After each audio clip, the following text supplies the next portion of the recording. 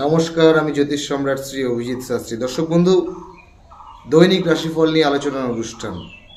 আজকের রাশিফল নিয়ে আলোচনা করব। রাশিচক্রের প্রথম রাশি হলো মেষ রাশি। রাশিচক্রের এই আলোচনা শুরু করার পূর্বে একটু জানিয়ে দিই, আজকের সারাদিনের পঞ্জিকা মতে কখন কি ভালো শুভ সময় এবং অশুভ সময় রয়েছে সেটা সবার আগে জানানোটা আমাদের কর্তব্য। দর্শক বন্ধু, আজকে হলো 16ই চৈত্র 1431 বঙ্গাব্দ এবং ইংরেজি মতে আজকে 30শে মার্চ, দিনটা হচ্ছে রবিবার। আজকের সূর্যোদয়ের মুহূর্তটা ভোর 5:22 এবং সূর্যাস্ত বিকেল 5:48। আজকে সারাটা দিনই সন্ধ্যে 6টা পর্যন্ত রেবতী নক্ষত্র চলবে, অর্থাৎ চন্দ্র বর্তমানে রেবতী নক্ষত্রে অবস্থিত। এবং আজকের যদি আপনি অমৃত যোগ জানতে চান তাহলে ভোরবেলা 6:22 থেকে একটি অমৃত যোগ রয়েছে এবং সন্ধেবেলা 7:45 থেকে অমৃত যোগ থাকছে।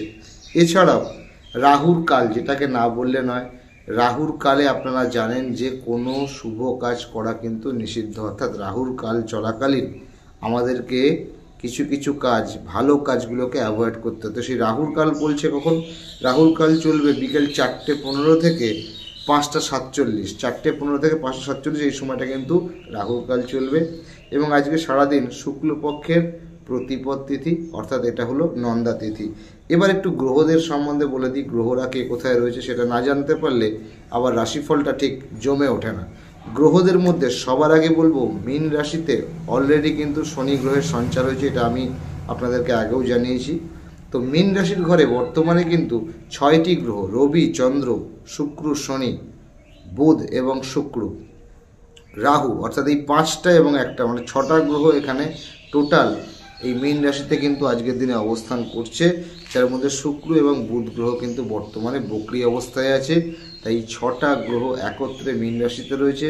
দেবগুরু বৃহস্পতি, তিনি কিন্তু বৃষ রাশিতে রয়েছেন। মিথুন রাশিতে বর্তমানে মঙ্গল রয়েছে এবং কেতু, তিনি কিন্তু কন্যা রাশির মধ্যে অবস্থান করছেন। তো এই হচ্ছে আজকের গ্রহের অবস্থা নিয়ে সবটা জানিয়ে দিলাম।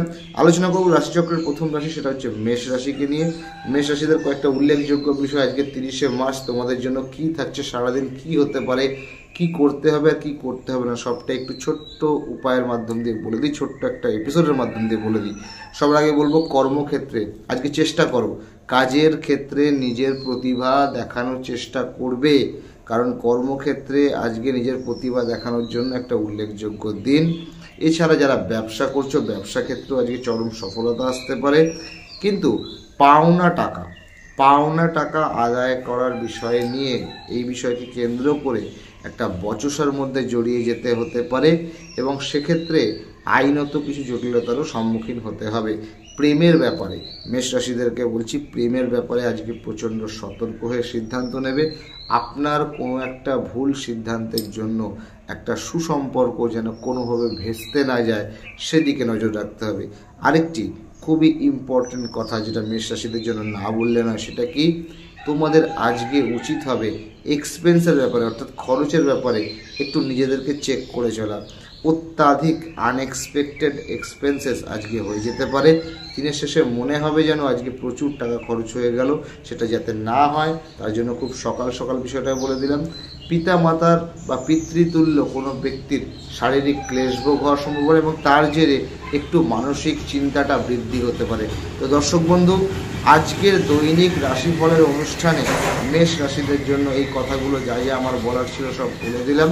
এগুলোকে ফলো করবে, মেনে চলবে। এবং আজকে যেটা করতে হবে মেষ রাশি, তোমাদেরকে অবশ্যই সকালে ঘুম থেকে উঠে সূর্য প্রণাম করবে। ওং জবা কুসুম শঙ্কা শঙ্কাস্য পেয়ং মহাদিতিম ধন্তারিং সর্বপাপগ্ন প্রণহিতস্মি দিবাকরম। এবং এর সাথে সাথে তোমরা লাল রঙের পোশাক, লাল রঙের রুমাল ব্যবহার করার চেষ্টা করবে। এছাড়াও আজকের জন্য তোমাদের শুভ সংখ্যা হচ্ছে 9, শুভ সংখ্যা হচ্ছে 18, শুভ সংখ্যা হলো 27, শুভ দিক হলো দক্ষিণ দিক। এবং চেষ্টা করবে দিনের মধ্যভাগের পর থেকে যে কোনো শুভ কাজে এগিয়ে যাওয়ার জন্য। নমস্কার, জয় মা তারা বলে অনুষ্ঠানটা এখানে শেষ করলাম। সবাই আমার চ্যানেলের সঙ্গে জুড়ে থেকো।